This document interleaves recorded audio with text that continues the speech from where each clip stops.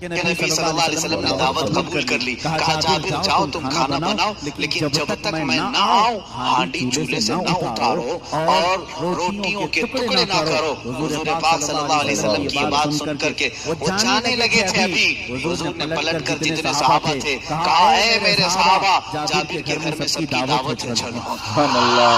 جابر کے گھر میں 1500 صحابہ تھے.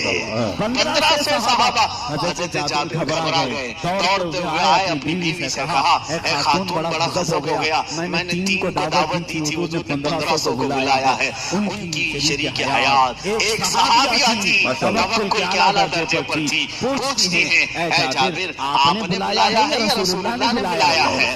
حضرت جابر کہتے ہیں میں نے کسی کو نہیں بلایا, رسول اللہ نے بلایا ہے. کہتے پھر فکر چھوڑو, جنہوں نے بلایا وہی کھلائیں گے. جنہوں نے بلایا وہی کھلائیں گے. ہم کو اس بات کی کیا فکر ہے, ہمیں